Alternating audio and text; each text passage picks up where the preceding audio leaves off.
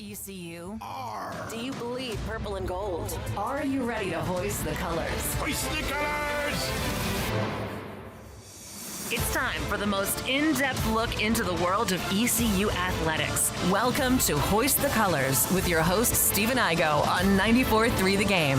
Watch the show live on Facebook and at 943thegame.com.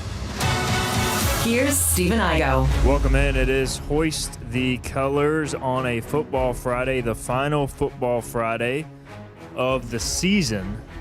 Super Bowl Sunday is on the way. Super Bowl 60, Patriots and Seahawks will get you all ready for that. We've discussed it a little bit here and there. Today we'll really dive in. We'll make our Super Bowl preview and picks. Also, I have a ton of prop bets written down, from player prop bets to coin toss to Gatorade to maybe even some halftime performances, although I don't even think any of us can name Bad Bunny music at all, so maybe we'll stay away from that. But just a ton of interesting stuff we can dive into to spur discussion about the game. And then in segment 3, we were going to do ECU O-line, better, worse, even. Today I've decided to table that, and we're going to have a rank 'em segment in terms of the top sporting events coming up. So the Super Bowl will be included in that. March Madness, the World Baseball Classic, College Baseball Opening Day, Winter Olympics, and Daytona 500, all on the horizon between now and mid-March. What are we looking forward to most to least? We'll rank them in the third segment of our show. We are live on YouTube, Facebook, X. Got a question, comment, concern, drop it in the chat. Let us know your rankings for that list as well and your predictions for the big game. Bobby Harward is in studio, brought to you by Sup Dogs on this Friday edition of the show. Bobby, how you doing? Doing well. We were talking about it pre-show. The Olympics have kind of gotten started, so started to watch some curling. Had that on this morning. I think it was some Big replays. curling guy, yeah. Big curling guy. No, if you were watching it this morning, it was live, man. Oh, was it live? Okay. What time were you watching? Like 10 a.m. I put it on. We had already wrapped up against the Czechs because we kicked our rear ends. That might have been a replay already, yeah. Okay. But we talked about pre-show, how badass is Lindsey Vonn? Yeah. I mean, she's incredible. Tearing your ACL a week ago. We have these soft football players who have to wait 9 months to go play again. She went a week. Patrick Mahomes. Yep. There you go. Kermit the Frog himself. Soft. Bo Nix could have played on a broken ankle. I mean, come on. I mean, he did for, a few plays? Yeah, a few plays. He threw a 30-yard pass downfield that led to a pass interference. So, by the way, you're in your Panthers pullover today, which, by the way, is a sweet pullover. This is in honor of Kuechly. Kuechly going to the Hall of Fame. Kuechly going to the Hall. Yeah, that I wanted to put this on. I agree. I think it's sweet. It's comfortable. Haven't worn it in a while. I was like, you know what? I'll bust it out. Panthers have had some recognition recently with the playoffs. Luke Kuechly finally getting into the Hall. Hornets are doing well. What's going on in Charlotte? Is Charlotte a sports city now? Charlotte FC was in the playoffs. Their season kicks off in about 2 weeks. I know we'll be discussing that a lot going forward. Every Friday. Charlotte football Friday. Football Friday is what it will turn into. Casey's in the chat. He says Luke Hall of Fame. I'll let Philip weigh in on this in a second because, look, I had the privilege of covering the Panthers when Luke Kuechly was at his peak, and, dude, like, the guy, undoubtedly Hall of Fame football player. I mean, it's a shame that basically had to cut his career short due to the concussions, and I think he made the right decision. But, like, he was incredible to watch, even as a non-Panthers fan. Also, great dude, great human being. I know he's still involved in the Panthers broadcast, but an elite player, no doubt Hall of Famer, Philip. 100%. You know, this is something, I know people have that not enough longevity deal, but it was injury. It wasn't like he just up and quit. And when he was on the field, I mean, he was, at the time, he was the best player in the world at his position.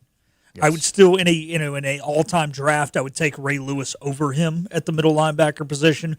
But there was a time where he was the best player in the world at his position. And really, I would say his entire position room. Probably the best linebacker in the league at the time, but definitely best middle linebacker. There was Patrick Willis and a few other guys in the league at the time. So, man, I'm happy. And now what it comes down to, normally it's not something I really care about who plays in the Hall of Fame game. I'm just glad there's NFL football. But the Panthers now, they're finally starting to get Hall of Famers. and the fact that they haven't played in it since their inaugural season, I'm kind of hoping they get it, but I'm a little worried that they'll give it to the Saints because of Drew Brees, and obviously we can't play against the Saints at being a divisional opponent. But if I think with Kuechly's enshrinement, if the Panthers go to the Hall of Fame, Kaysen, this is me. I'm voluntold is the past. Well, it's voluntelling, I guess. I know voluntold is the past tense, but I'm actively doing it. So voluntelling you that we are going to the Hall of Fame game if the Panthers play in it and staying for Luke's enshrinement ceremony. There you go. Also into the Hall of Fame, Drew Brees, as Philip mentioned, Larry Fitzgerald, Adam Vinatieri, and then Roger Craig, who was a seniors finalist. So really solid group of players. And, man, it makes you feel old that the guys we were watching are going to the Hall of Fame. I was just going to ask you that. These are guys we now grew up watching. And, like, I mean, I was even thinking of, like, and Philip, I'm curious because you were following the Panthers much more closely at this time than I was for sure. Like, when Luke Kuechly got drafted, I was like, man, like, we'll see, like, some white guy from Boston College getting drafted. Like, did you have high – I'm not to have this high of expectations is crazy, but did you feel good about the pick at the time, or no? There was some edge rusher coming out of Carolina that everybody wanted, and I was kind of in on it too. I can't remember who it was, but at the time, Peppers was in some NFC North team. Can't remember if he was in Chicago or Green Bay at the time. Charles Johnson was there, but it just felt like we needed another edge guy, and I wasn't really feeling linebacker. We still had Thomas Davis, still had John Beeson, and I was like, okay, this guy will fill out the room, but we're always pretty good at linebacker. It'd be nice to go get a pass rusher, and boy, was I wrong. Quentin Coples. Yes, Quentin Coples, that's who it was. Who went 16th to the Jets. Bruce Irvin also won that draft as an edge rusher out of West Virginia. It's always fun to look back at these drafts because, this is when I was huge into it as well. This was the RG3 draft, Andrew Luck draft too. And just followed all the mocks, and it's always fun to look back at stuff. It was only the 2012 draft, which wasn't that long ago, and I'm with you guys. Like, even if it's a shortened career, I was big on this with Terrell Davis. I was obviously biased as a Broncos fan, but, like, if you're the best player at your position in the sport for a span of multiple seasons, just because your career is cut short due to injury doesn't mean you aren't worthy of the Hall of Fame. So, like, Terrell Davis, to me, he's basically single-handedly won the Broncos at least one Super Bowl, played a massive role in the second year as well with the 2,000-yard season. So, like, I always say if you're the best player for multiple years and then, injuries hit you, at that point, you've kind of proven you're a Hall of Fame caliber player at your peak. And, there's some guys who get in on longevity, Bobby, but, like, that short 3-4 year run where you're elite, that to me is enough as well. So I'm glad he got in for that. 100%. And that's why I hated that argument for the reason he didn't get in as a first ballot Hall of Famer because, I mean, you got to think these guys have seen players in front of them and Hall of Famers, like, struggled to legitimately get out of bed, to move. You got all this stuff with CTE that's going on. They want to be able to live a life. Like, they want to be able to post football because you think about it, their careers normally are ending by 35. I mean, if you're in the league at 35, you're very old in the league. I mean, that's another, like, 30 years of working just from a business perspective. Like, it's a lot of life left. I mean, well more than half your lifespan is left. So, to me, I never hate on guys for that. But I'm glad he finally got in, got rewarded. They treated him just like Patrick Willis was one of my favorites too. I mean, he was freaking awesome. His hip explosion and the way he would hit people was just unreal. It was awesome. He was a different animal, man. Graham Till says TD was a beast. Also, Kaysen said he's in. He said he'll see you there at the Hall of Fame game, Philip. So if that see you, come on, baby, road trip. We're going together. I'll see you at your house when I come. Have pick either you of up. y'all been to the Hall of Fame, the football Hall of Fame? No, I've not. Have you? No, I've only been to the basketball one. I've never been. I've been to NASCAR, and that's it. But that's easy for me to get to because it's in Charlotte. I'd like to go the whole Ohio trip. Just do the Rock and Roll Hall of Fame and the Pro Football Hall of Fame all in one trip because they're so close. I think that'd be a hell of a trip. Go see the Cincinnati Reds. Yeah. Well, yeah, in August. Hell yeah, let's do it. All right, we got 3 stops on our road trip, Kaysen.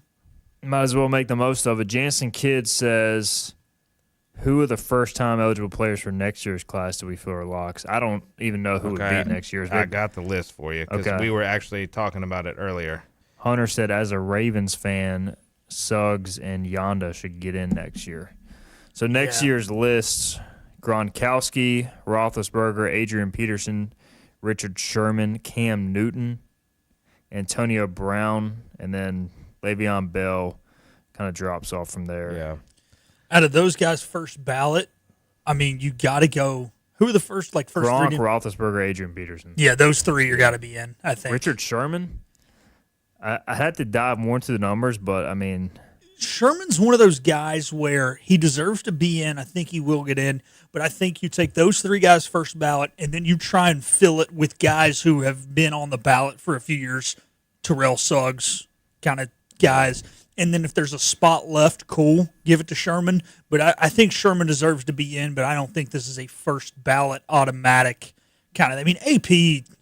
he's got to be. I mean, this guy's he's the top 5 all time at his position. I agree, and I think he should be in. Knowing the Good Boys Network and how the NFL works, do you think his recent legal issues will have them by? It's a Good Boys Network in the NFL. Yeah, and it could, but how many of these guys are getting fired after not voting for Yeah, that's true. Robert That Kraft could change and it too. Bill Belichick? Yeah. So, Cam Newton, Hall of Famer? hell no. No.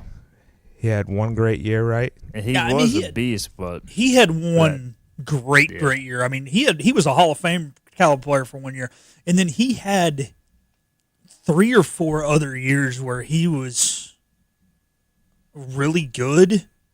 But it comes down to, like, my problem with Cam was where I hesitate with Cam, he didn't ever, in my opinion, play to his full potential because he tried to do it on athleticism alone, and he never worked on the stuff that he needed to work on to be an elite quarterback. He never worked on his footwork. He never worked on, I guess shoulder placement in the pocket has a lot to do with your footwork, and that's what would have made his shoulder placement right.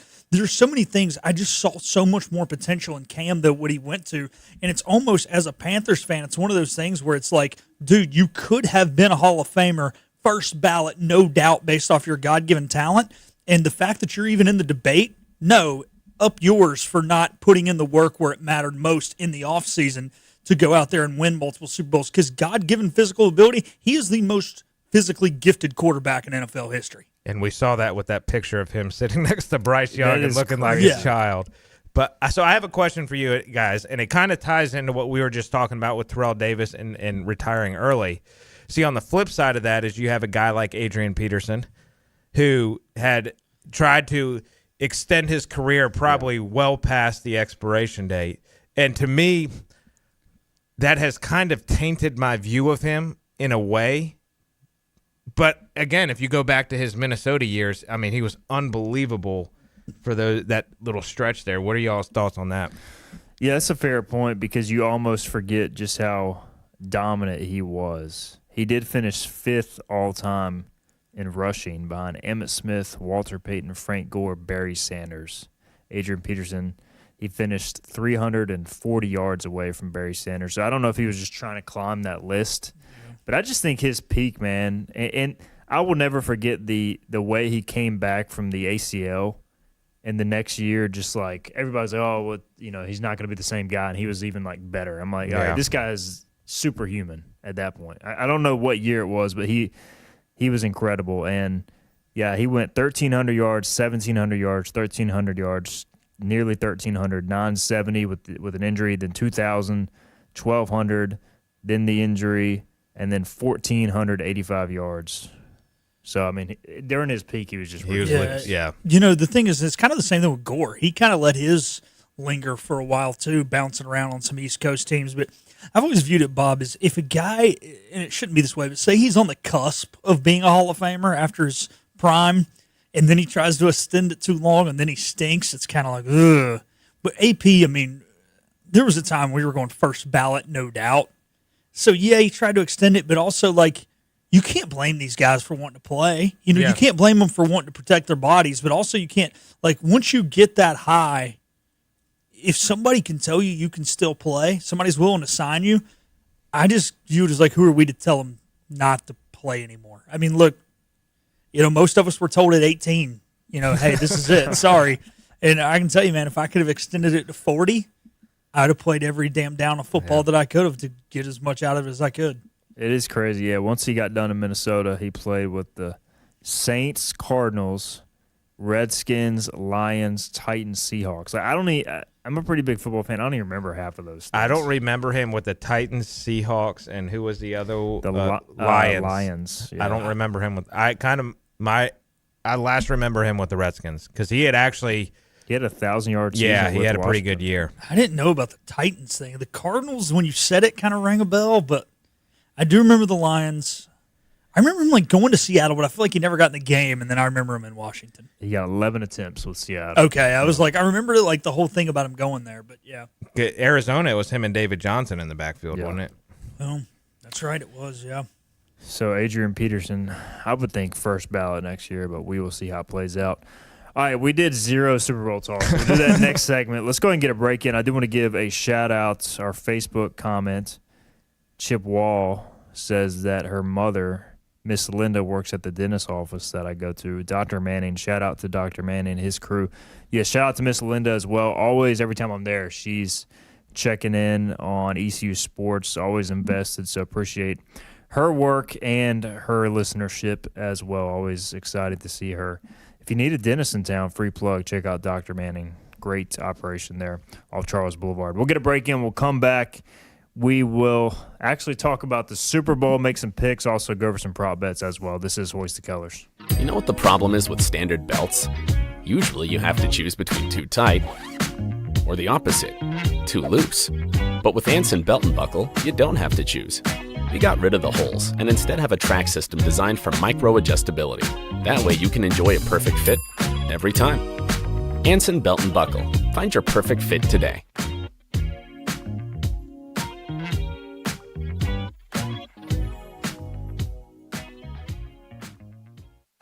Healthwise Pharmacy rounds the bases with all of your infusion, retail, compounding, and medical equipment needs. Locally owned and operated by pharmacist Marcy Parker, Healthwise has grown to be your most trusted provider for infusion services. Currently providing in-home or on-site infusions in North Carolina, South Carolina, and Virginia. Visit Healthwise Pharmacy at 615B South Memorial Drive or call 252-295-0059 to speak to a patient service representative to find the option that best suits your needs. The best burgers around. Everyone loves a thick, juicy, and fresh burger. Tiebreakers does real burgers better than anybody. And don't forget about the cheese sticks, fresh salads, and more. So don't just go to any burger-themed restaurant chain. It's time to break the chain and eat local. Tiebreakers, burgers and sports at its best. Go Pirates! Arrgh! In this age of globalization, we've learned that bigger isn't always better. Ever tried to get phone help from a big corporation from a real person? Right. That's what's so nice about Phelps Chevrolet. After more than 50 years serving our community, Phelps remains family-owned and operated. Mike, Daryl, Wave, West, Allen, and Clay deliver hometown service and integrity, same as always. They share your experience, they share your values, and they are ready to help with any motoring need. Come get you one. Daughtridge Gas and Oil has been your dependable propane supplier for 95 years. Their trained technicians can service and properly install all your propane and natural gas appliances. Plus, Daughtridge Gas and Oil is your backyard expert with fire pits, grills, smokers, and more, including quality outdoor furniture at their Greenville Patio and Hearth Shop at 1901 Charles Boulevard. Go by and see the knowledgeable staff at Daughtridge Gas and Oil for propane delivery or call 756-1345. You have a choice when you invest in insurance, and when you choose First State Insurance Advisors, you're working with people you can trust. Clark Stallings has deep ties in the community. His team, including Keaton Smith, Regina Asby, Phil Leyva, Max Joyner Jr., Max Joyner III, and Ginger Smith, provides knowledgeable and professional advice. First State Insurance Advisors is an independent insurance agency. They offer all types of personal insurance as well as various types for business. Call or email First State Insurance Advisors today. We want to be your trusted choice agency. Every ECU fan's one stop for all things ECU athletics. This is Hoist the Colors with Stephen Igo on 94.3 The Game. All right, welcome back in. Hoist the Colors on a football Friday, last football Friday of the season. Super Bowl 60 is 2 days away, and it'll be in Santa Clara or the Bay Area. 4.5-point favorites are the Seahawks. We kind of discussed it a little bit last week, but just before we get into some of these bets and whatnot, and Bobby, you are the picks champion, so we'll make the pick against the spread and just overall winner. But how are we feeling about this game as we sit here a few days away, matchup and excitement level? We'll start with Bob. Yeah, I'm pretty excited just to see how Drake May performs against the Seattle defense. I think that's what I want to see most. I'd done some reading and listened to some podcasts on, I guess, Seattle runs what's called like a cover 7 defense in coverage-wise, and it's something they utilized at the University of Alabama with Nick Saban. And so it kind of combines man and zone coverage, and it really relies a lot on leverage and tries to confuse the quarterback. So it's pretty interesting reading up on it. I'm probably not doing it justice explaining it right now because I'm still trying to understand it myself. But I'm intrigued by that because Drake has obviously had a tremendous season, but we've talked about it quite a bit. The Patriots haven't really played anybody. This defense is legit. And then the other thing is I listened to Bryce Young's interview this morning on the Pat McAfee show. And in that, they asked him, he played both New England and Seattle and what he thought. And just hearing him describe that Seattle defense and the way that they would just like almost talk trash to each other and the energy and that they brought to the field, to me, I'm placing a pretty decent sized bet on the Seahawks for this one. He had to come out and say that. He only threw for 54 damn yards against him. If he said that New England's defense was better, I think he would have been crucified. But they looked terrible against New England, too, because they lost by like 30-something. Yeah, but, not tackling anybody on a punt and then letting up some home run plays. True. He wasn't on the punt coverage team now. He looked okay. The Patriots have not lost on the road this season, but like Drake May looked, and maybe that's just how he always looked, but he looked terrified in the Broncos game. I know they won the game, but like he looked confused, rattled. I don't know. And he's dealing with this like shoulder injury too, apparently.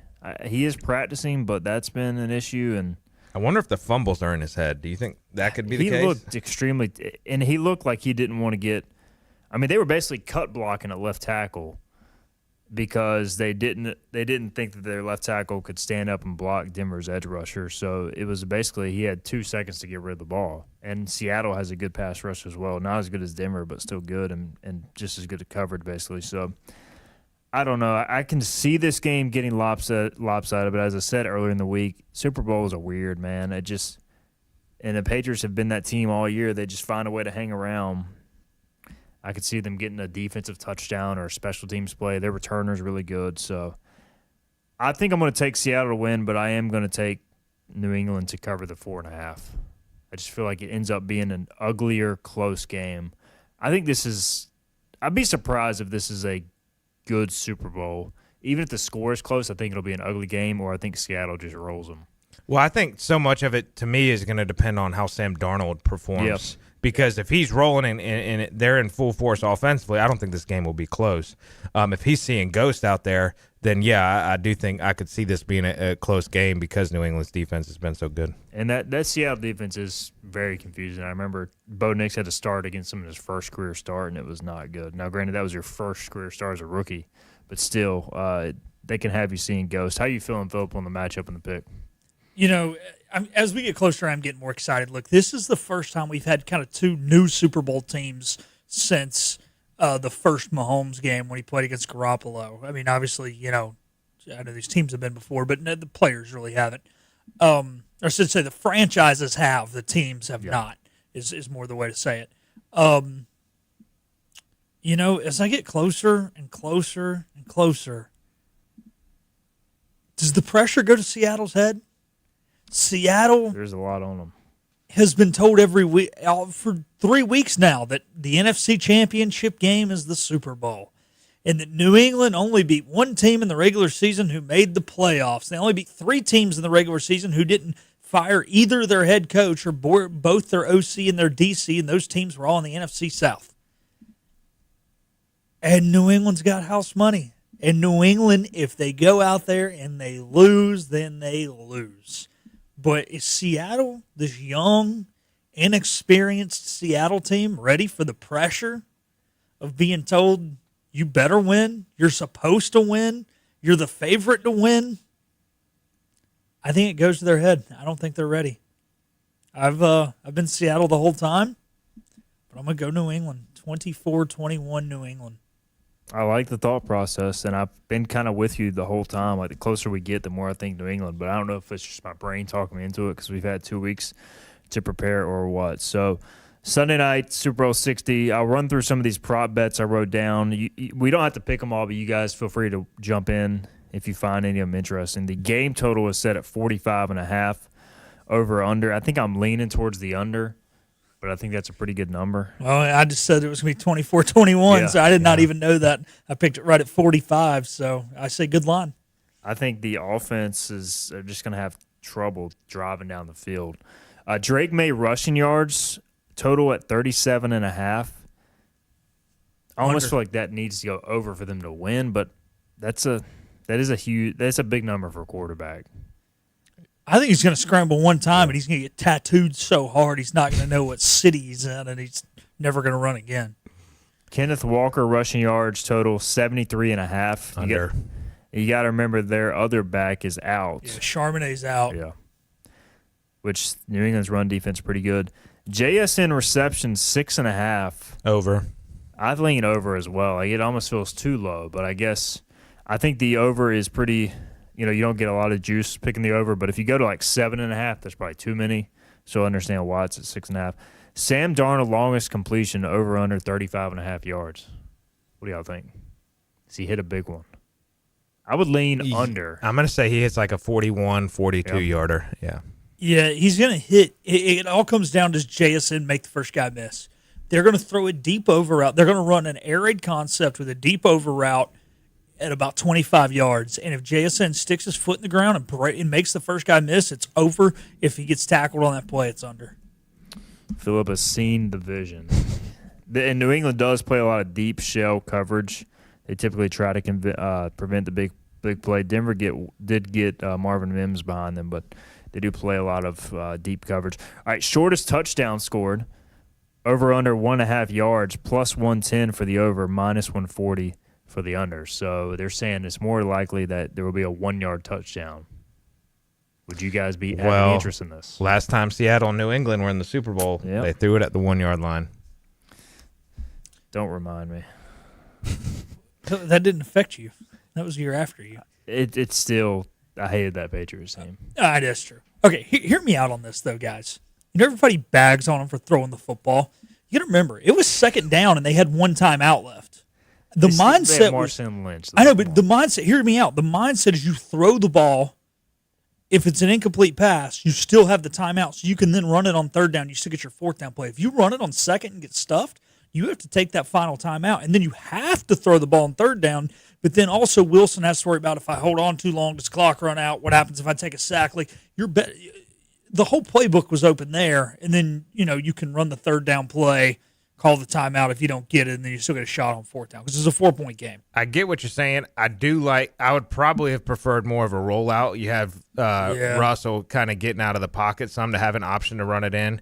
That with all the bodies that were right down there is just so hard, especially Russell with him being a smaller quarterback. I mean, and the fact they were probably filming your practice because it's the Patriots. That's right. Which I have no problems with Bill Belichick not getting in the Hall of Fame right away. Just going to say it, put it out there. Does he deserve to be in the Hall of Fame? Absolutely. Am I okay? Is it a personal vendetta against him? Maybe, but I'm okay with it. Dude, 8 rings is 8 rings. You got to be first Hall of Fame with 8 rings. Come on, we're talking. The only other guys are Yogi Berra, Bill Russell. I'm sure I'm missing like 1 or 2 dudes, but that's it with 8 rings. Come on. Next week topic. A score in the final 2 minutes of the first half, excuse me. Yes is minus 460, no plus 320. So if you think there'll be a score, which typically there is in the NFL, so there's your odds typically, there. But I don't hate plus 320. Plus 320 I mean, that's not. For a potential low-scoring game. Yeah. Will there be a 2-point conversion attempt? Yes, plus 158, no minus 210. I feel like the Super Bowl we get random 2-point conversion attempts, so I would be tempted to take the yes there. Total number of players to record a pass attempt, over 2.5 plus 132, Under 2.5, minus 170. So will there be a trick play? 100%. Yeah. 100%. I'm going no. You think no? Yeah, I think these teams are young. They'll Josh experience. They've McDaniels got is defensive-minded. Of course, McDaniels, is running the offense over there. But still, defensive-minded head coaches, nah. Defensive or special teams touchdown, yes, plus 235, no, minus 320. No. I think you probably stay away from that, but potential plus odds if you think there will be a score. Here's a good one I thought. Will either team convert a 4th down attempt in their own territory? Ooh. Yes is plus 116, no is minus 148. So they're saying defensive coaches most likely not, and this is not even just go for it. This is convert. I think but yes. you get plus money on that. So I would lean. I think if it happens in the last 5 minutes of the game. I don't think this is like a, hey, it's the first drive. I'm Dave Canales. Let's go for it on 4th and 3 with 14 minutes left in the first quarter. Stupid. That was really dumb. Distance of longest successful field goal, even odds at minus 113 on both over and under 49.5. So will there be a 50-yard made field goal? Outdoor game. I don't think so. Some wind. The fact that I said 24-21 as a final means one made field goal. So based off my final score, I'm going law of averages tells me under. Last play of the game is a quarterback kneel. Yes, minus 164. No, plus 126. So what would be the scenarios that it wouldn't be a quarterback kneel? Game-winning field goal. If the other team is just trying to score, Hail Mary or otherwise. Yeah, I guess the other team's trying to score, yeah. Or you're up by like 70 and, I think last year it may have been a knee, but they may have handed it off to their number 4 running back or something. I can't remember. Novelty bets, heads, tails. Both are minus 103. Always go tails never fails if I'm placing it. But in Gatorade color, last year was yellow for the Eagles. This year the betting favorite is orange. This is for being poured on the winning coach, obviously. Orange at plus 225, yellow, lime, green plus 260, blue is plus 260, purple plus 750, red/pink plus 1100, water/clear plus 1100. Any gut feeling, gentlemen? It seems to be a lot of buzz around purple at plus 750. I was going to say, I feel like lime green would be I think the Seahawks are going to win. Lime green would be the color, but there's a lot of weird stuff that goes on out in Seattle. Maybe they do something purple or pink. Yeah. I think New England keeps it traditional and they go orange. You think New England's – that's right. You did say you think New England's going to win earlier. Yeah. Last thing, Super Bowl MVP odds. Sam Darnold, the favorite, plus 115. Obviously, Drake May up there, plus 240. JSN, plus 550. Kenneth Walker, Seahawks running back, plus 800. Ramondre Stevenson, plus 2,800. I've seen some buzz for Rashid Shaheed at plus 3,000. He's like the Seahawks' big play receiver and special teams guy. So if he were to, return a kick – or have a big passing play, he could be a long odds. Hey. Got to win it. When New England lost in the Super Bowl to Green Bay, Desmond Howard is a kick returner. Yeah. Only special teams player to win Super Bowl MVP. Just say it. Typically the quarterbacks, which is why they're so high up. But look, if Seattle wins this game, I'm picking New England, but if Seattle wins this game, JSN. I was going to say JSN. Here's my dark horse. Odds got to be crazy. What is it? Reek Woolen. Who the hell is that? That's the guy that made the penalty. Stupid penalty. Oh, God. Said he'd have to get 2 picks. He'd have to get 2 picks or whatever. I mean, I think they'll kind of go at him a little bit because Witherspoon's the guy for them at corner, so I think he'll be tested. Who's the last DB to win Super Bowl MVP? Was it Dexter Jackson in Super Bowl 37? Has anybody won it since him? I was looking up. So defensive Super Bowl MVP is the last one. Von Miller. But yeah, he was an edge. Dexter Jackson with the Tampa Bay Buccaneers in 2003. Wow, that was super impressive. That was impressive, man. Appreciate it. Jake Scott in Super Bowl 7, 1973. Safety for you're the, like an encyclopedia. Oh, and then the Larry Brown Cowboys. for the Cowboys in Super Bowl 30. This is insane. My mind is blown. This dude is studying Super Bowl MVPs, man. Have you watched all the NFL docs for Super Bowls? Oh, hell yeah. I've watched most of the games start to finish. But it's also one thing to even watch them, which is impressive enough. But to be able to retain all of that too that's another level. Kudos to you, sir. Appreciate it. Who was the only ever MVP from a losing team? Chuck Howey, Super Bowl 5. Get out, dude. Get out. He nailed it. Chuck Howey won Super Bowl MVP in a losing effort, which is crazy. I feel like that would never happen these days. But all right, we got to get a break in. Wait, did y'all pick yet? Seattle. I got Seattle. Yeah. Okay. I figured as New much. England to cover, Seattle to win. Okay. For me. All right. We'll get a break in when we come back. We got the Super Bowl on the way. There's other significant sporting events happening, too. We're going to rank our interest level all separately in them on the other side. This is Hoist the Colors.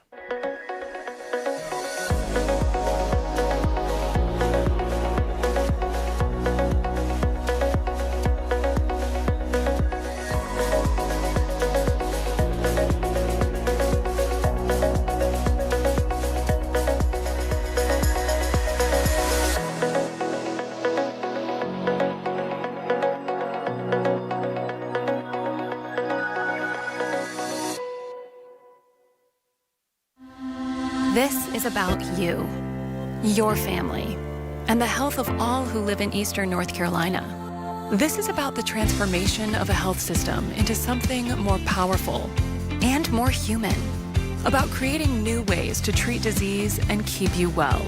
This is about ECU Health, which is to say, it's really all about you. ECU Health. Minds, hearts, purpose.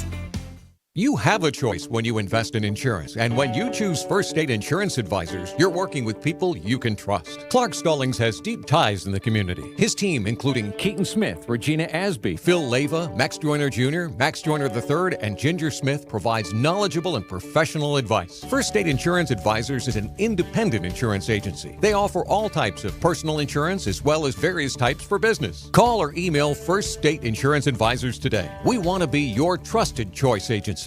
Acre Station Meat Farm, along with Lane Angus Beef, bring you Farm to Fork Beef. Stock your freezers now with affordable beef boxes, just in time for the grilling season. Farm to Fork Beef brings quality local beef to your family. From your traditional butcher shop, Acre Station Meat Farm. Come on down to Acre Station Meat Farm and find out why we're #1 in fresh cuts and friendly service. Acre Station Meat Farm, Highway 32 North, Pinetown. At National Finance, we're all about hometown support, just like ECU football. National Finance helps us win on and off the field. They've got your back when you need it most. Fast, easy personal loans for life's big plays. And just like us, they're committed to Eastern North Carolina. National Finance, proud supporters of ECU athletics. Visit nfcmoney.com for loans as fast as today. Make every day electric on the Kawasaki Electro 20 electric balance bike. Maximize the fun with long run times, impressive top speed, and Kawasaki build quality. Easy adjustability and smooth handling make everyday riding more enjoyable. And the standard MTB type tires provide off-pavement capability. The Kawasaki Electro 20 is the electric balance bike that's built to rip. Go to Ron Ayers Motorsports, Memorial Drive north of the airport, Greenville.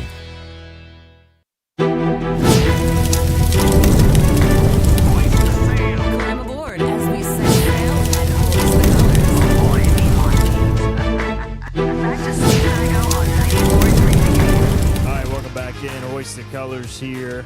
We talked a lot of Super Bowl. Hope you guys enjoyed that. Casey Rayleigh's in the chat saying my parlay total under and his food consumption over. So definitely will be a lot of wings digested on Sunday. All right. Kaysen can do it, man. Kaysen's lost, what, like 15, 20 pounds in the last year? I got to get that workout routine, man. He's looking good. Kaysen is. All right. We got a fun segment here. So I sent 6 upcoming sport events to the fellas. Bobby Harward, brought to you by Sup Dogs today. Check them out downtown Greenville. By the way, Sup Dogs giving out, quick plug, 500 gift cards to the first 500 students to the ECU basketball game tomorrow against Temple. So, again, Brett Oliverio stepping up big for ECU to support Mike Schwartz and the guys. So, appreciate Sup Dogs. Make sure to check them out and return the favor. I sent 6 upcoming sporting events that have to begin in mid-March or earlier. Now, if I'm leaving any out, let us know in the chat, but I think we got the main ones. I was going to include the NBA All-Star Game. We all agree that that's going to be dead last on all of our lists. So the events I sent out were Super Bowl 60, which is obviously Sunday, February 8th. College baseball opening day is February 13th. The Winter Olympics, which are underway officially today through the 22nd. The Daytona 500, which is February 15th.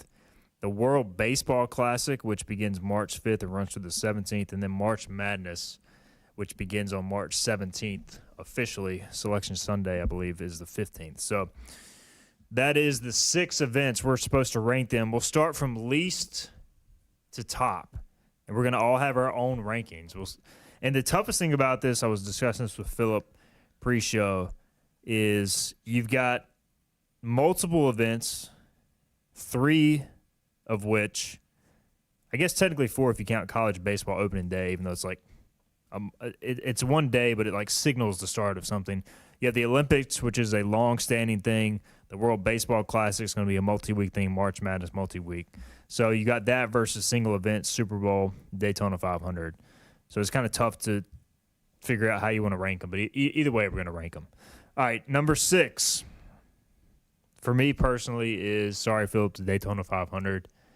I'm not a NASCAR guy, but I will watch the Daytona 500. So obviously referred to as NASCAR Super Bowl. And it's always good. It's always crazy entertainment, a lot of wrecks, awesome competitive racing, tempers flare usually, and it's always good. So I'm going Daytona 500. Number 6, but certainly still worthy of my time. Yeah, I'm 6 as well for the exact same reasons. I'll watch it for sure, but I'm not a huge NASCAR guy. Tried to get into it more recently, but of this list, that would be number 6. I'm going to catch flack for this college baseball opening day, and partly because now that we have to produce everything in-house, my life is hell from college baseball opening day until ECU's basketball season's over. Like, the second day of the season, we've got basketball and baseball starting at the exact same time, and it's Valentine's Day, so half my people are out with doing stuff with their girlfriends. Like, it's just way too much of a pain in the ass when both's going on, and it's not even conference play, so sorry, college baseball opening day's last. That is fair, and there's a chance it'll be, 40 degrees. It's hard to enjoy baseball when it's cold, so we'll see what the weather ends up being. Number 5 for me, I have the Winter Olympics. Un-American. I was about to say I'm not very American having NASCAR last and in the Olympics 5th, but I just, I don't think I can just sit there and watch curling. No offense, Bobby. But, the one thing that has this at 5 instead of 6 for me, I know I'm going to watch the Daytona 500. I might turn on the Olympics in the background if I have nothing else on TV, but if it wasn't for the pro hockey players actually competing in the Olympics, I just don't know if I'd actually watch that much of it. And to be clear, curling was on in the background as I was working this morning. I wasn't just locked into curling. I was. I'm not going to lie. We kicked the Czechs' butt. Up here's Czechs. But at number 5, I'll get back curling to what I'll watch. Cool, by the way, though. It is cool. Yeah. No hating on curling. It's just it was on in the background. I do have a day job that I work, so clarify there. I'm going to go number 5, college baseball opening day. If this was the World Series, even the first round of it, that first opening weekend of regionals, that'd be a different story. But opening day, that'd be number 5 for me. You guys ready for a shocker?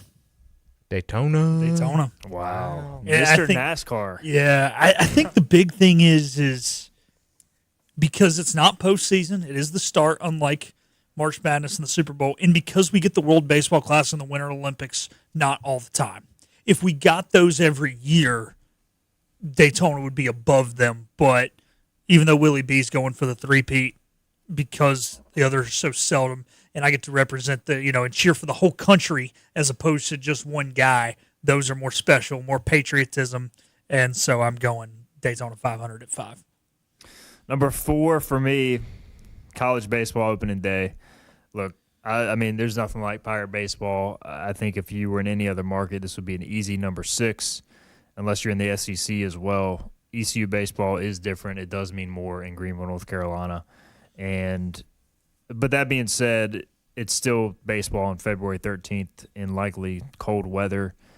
You just don't get that same buzz until maybe later in the season. I will be jacked up for it, but it's, I still can't put it above some of these other events happening, which I'll get into here in a minute. But it's definitely it's still an extremely special day, and opening day of any baseball season is incredible.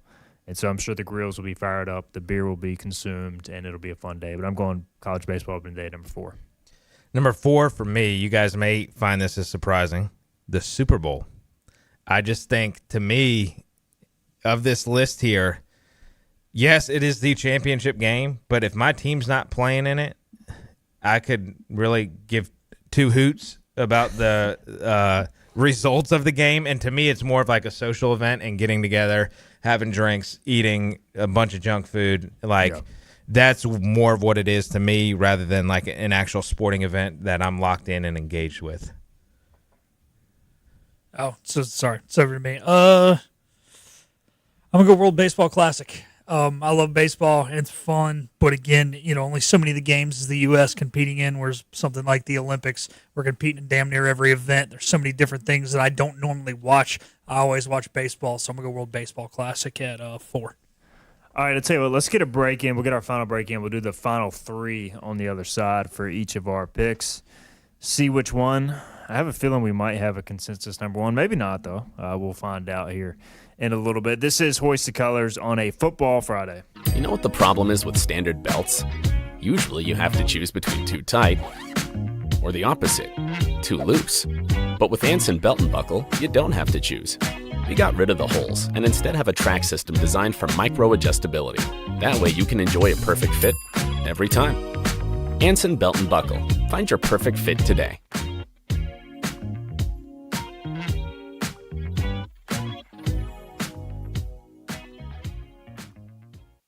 Daughtridge Gas and Oil has been your dependable propane supplier for 95 years. Their trained technicians can service and properly install all your propane and natural gas appliances. Plus, Daughtridge Gas and Oil is your backyard expert with fire pits, grills, smokers, and more, including quality outdoor furniture at their Greenville Patio and Hearth Shop at 1901 Charles Boulevard. Go by and see the knowledgeable staff at Daughtridge Gas and Oil for propane delivery or call 756-1345. Other restaurants claim their food is fresh and fast, but are they friendly? At Moore's, you're treated like family the minute you walk into their doors. With locations in Winterville, New Bern, Swansboro, Morehead City, and Jacksonville. We've been practicing what we preach since 1945. At Moore's, our barbecue is slow cooked and smoked over real wood daily until it's so tender it's falling off the bone. Combined with our fresh chicken, cooked-to-order seafood, and homemade fixins, we're sure you'll agree. If it's not Moore's, it's less.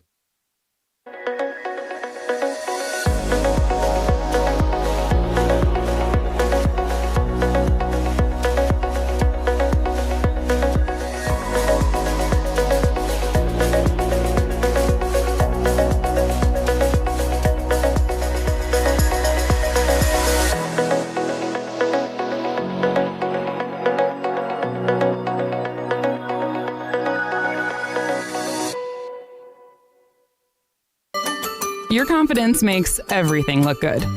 You see the world in vivid color, not black and white. Swing through your neighborhood Fantastic Sam's Cut in Color and let our experienced stylists take you from everyday to extraordinary. Fantastic Sam's hair salons are locally owned and operated. Our full-service salons are conveniently located in Goldsboro, Kinston, Greenville, New Bern, Jacksonville, and Calabash. Stop in today at Fantastic Sam's, where the possibilities are endless.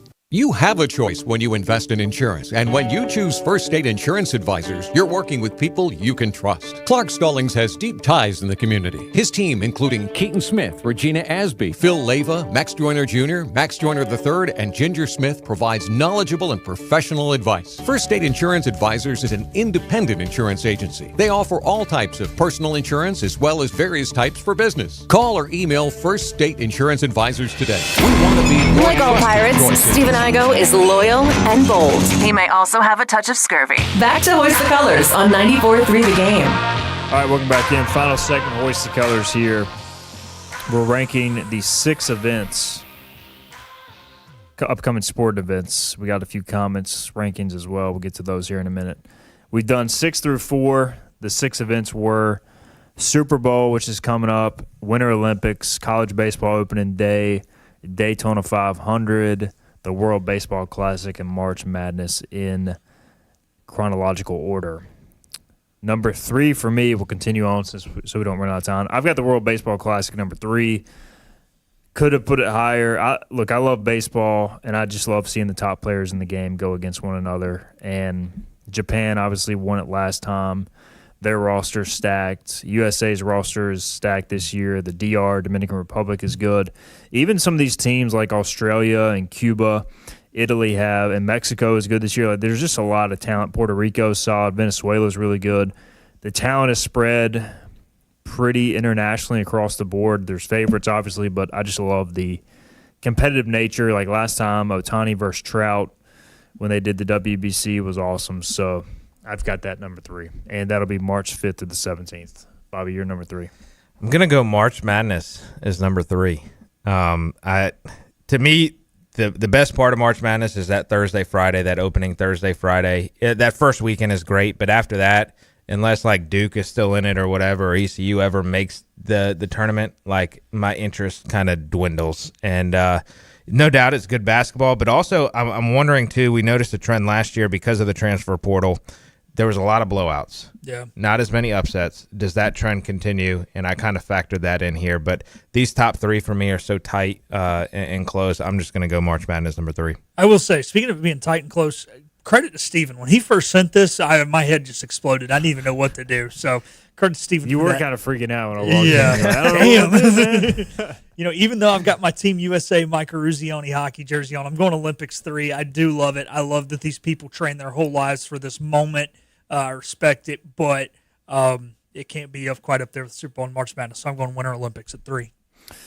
Number 2 for me is the Super Bowl. It's, I think if it was a better matchup, it'd be number 1. This specific Super Bowl can't be number 1 for me for reasons I'll get into. But, I mean, it's still the Super Bowl. Kind of like Bobby mentioned, it means wings, just everything that comes with the game. It's very American. I mean, I know that the Olympics is extremely American as well, but I just get jacked up for the Super Bowl. Man, Super Bowl Sunday, there's nothing like waking up that morning and the biggest football game of the year. It's going to be kind of your whole day is going to be leading into that. I'll be cleaning the house. I'll be motivated. Like, I got to pass the time. Let's go. Turn on all the pregame shows. Wish Denver was playing in it, but it's still the Super Bowl. So I'm going to Super Bowl number 2. Well, it's like all those Uber commercials with Bradley Cooper are true. I mean, there's so I've seen that. That commercial came up so many times during the playoffs. It was crazy. Number 2, I'm really, really torn with, but I'm going to go Winter Olympics here. We discussed curling earlier, but I love watching the skiing, the snowboarding, bobsledding, and then, the men's hockey. Those to me are like my favorite event. Dude, even the speed skating is freaking intense. Oh, yeah. I'm looking forward to that. Yeah. A lot of cool things with the Winter Olympics. But that's going to be number 2 for me. First speed skating medal handed out tomorrow morning, I think about 10 o'clock. So plenty of time to watch that, then watch ECU basketball. I'm going Super Bowl number 2. Number 1, I've got March Madness. And, you said the opening weekend of March Madness is the best. And, to me, I agree. To me, this is opening weekend of March Madness. The rest is whatever, man. And I know last year the upsets weren't there. I'm really hoping that it was just a one-year wonder. I am worried for the reasons you stated. But there's nothing like filling out the bracket and just watching it all unfold. From Selection Sunday down, ECU is never even in it, and it doesn't matter. I can't imagine what it would be like if ECU was ever in it, but Selection Sunday to the first games, I don't really care about the first 4, but I'll watch them. The first real weekend, it's special. And even as a college basketball probably honestly falls behind college football and college baseball for me, but March Madness, there's nothing like it. Well, and then you have the added fun of being able to gamble now in North Carolina, which it adds a whole other element to it because you're quickly putting in as many bets as you can. This is probably a hot take, but number one for me is going to be World Baseball Classic. I respect it. A lot of that is due to I'm a huge baseball guy. I love professional baseball, and I could just watch I have it on the TV constantly. And to me, World Baseball Classic, one, it's the best of the best. Like, I'm excited to see these guys compete. Gunnar Henderson for the Orioles is on Team USA as well, along with Pete Alonso. But then also it kind of signifies to me the start of Major League Baseball season for the year. So that's why it's number one. Probably a personal preference, but yeah. I'm going March Madness 1, and the craziness of college basketball starts tomorrow night, baby. Carolina Duke Part 1. Hard to beat. I mean, really all the events are incredible in their own way. Some comments here. Case and Romeli has college baseball opening day number 1, March Madness, World Baseball Classic, Daytona 500, Olympics, and Super Bowl. Jansen Kidd has Olympics number 1, followed by Daytona, March Madness, Super Bowl, the World Baseball Classic, and college baseball opening day. And then Scott Lorbatcher has college baseball number 1, World Baseball Classic, Daytona 500, March Madness, and tied for 5th, the Olympics and Super Bowl. Hey, I'm glad to just see some other people in Eastern North Carolina caring about NASCAR. I thought it was a Western North Carolina thing. Appreciate you guys. Still got some NASCAR fans and a lot of big college baseball fans. No surprise around here. All right, gentlemen, this was fun. Final football Friday, final football weekend of the season. Enjoy it. Thanks to Philip. Thanks to Bobby. Thanks to Sup Dogs. We'll be back Monday, 12 noon, to recap the Super Bowl and more.